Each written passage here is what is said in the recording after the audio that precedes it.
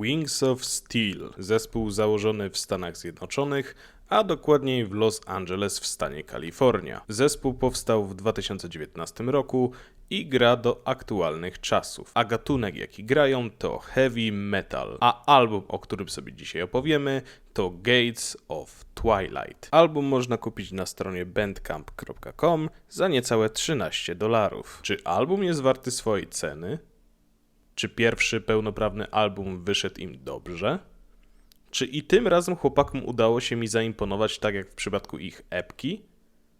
Cóż, zobaczymy. Witam serdecznie, z tej strony Keriot i witam w kolejnym filmie na tym kanale. Dzisiaj opowiemy sobie o albumie muzycznym. Albumie muzycznym, na który czekałem, bo po cudownej epce, jaką chłopaki wydali, byłem ogromnie zaciekawiony, co będzie następne.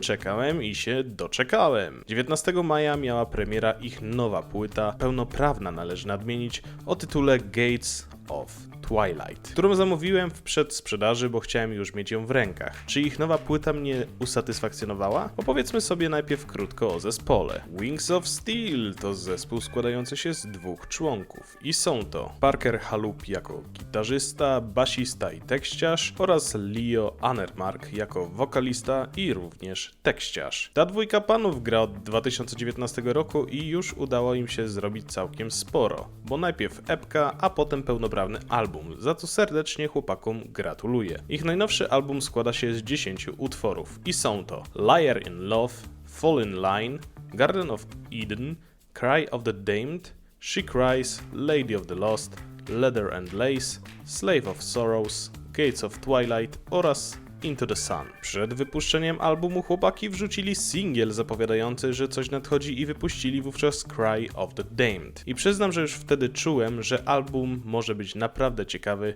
i się nie zawiodłem. 10 utworów, 10 naprawdę dobrych utworów, które składają się w solidną całość, która nazywa się Gates of Twilight. Jeśli chodzi o tematykę, to przede wszystkim sporo tu o kobietach, złamanych sercach, ale są tu też takie utwory jak Slave of Sorrows, który jest o pustce w życiu, bo chociażby w tekście jest Once I was happy, now I can feel the darkness of my own mind. Lubię takie głębokie teksty, choć nie jestem fanem słuchania ich za często, bo czuję się jakbym miał znowu wpaść w depresję. Nie jestem też osobiście fanem tekstów o miłości czy złamanych sercach, ale tutaj mi się to naprawdę podoba. Chociażby Liar in Love opowiadający o kobiecie, która bawi się innym gościem, albo She Cries, która jest o kobiecie, której złamano serce, a ta postanowiła się zemścić w dość stanowczy sposób. A jak to jest z tytułowym Gates of Twilight? Przyznam, że nie jest on moim ulubionym utworem, ale podoba mi się zwłaszcza tak od 2:40, bo wówczas można usłyszeć naprawdę solidne riffy. Puszczę wam krótki fragment.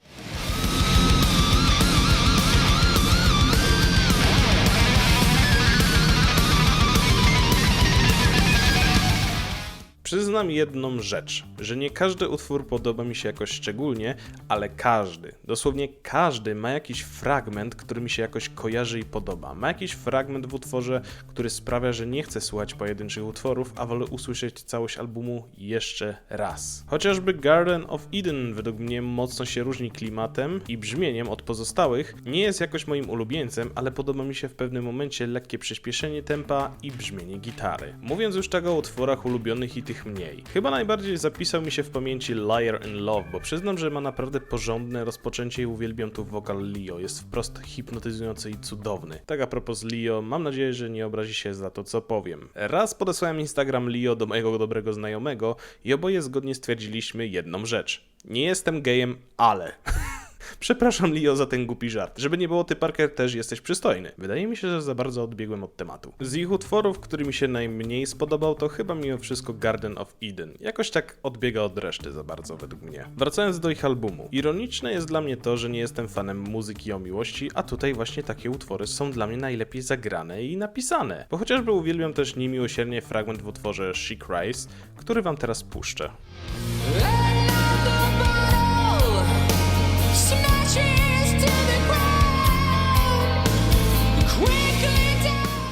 Pamiętam, że oglądałem na Instagramie relacje, jak w studiu Lio to śpiewa i byłem ciekaw, co z tego wyjdzie. I proszę bardzo, mamy utwór o miłości, który mi się podoba. Co do cholery. Ogólnie po epce, jaką jest Wings of Steel, moje oczekiwania były duże, tak jak są wysokie do następnego albumu od zespołu Judge Minos. Poprzeczka jest wysoko generalnie. Czy chłopaki ją spełnili?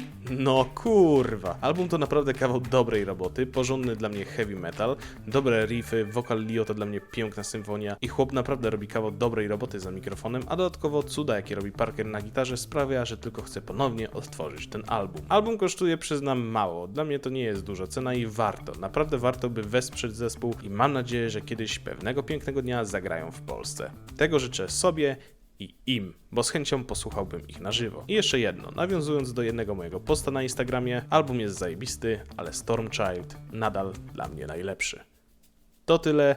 Dziękuję za wysłuchanie, dziękuję za poświęcony czas i życzę miłego słuchania. I czas na krótkie fragmenty z ich albumu.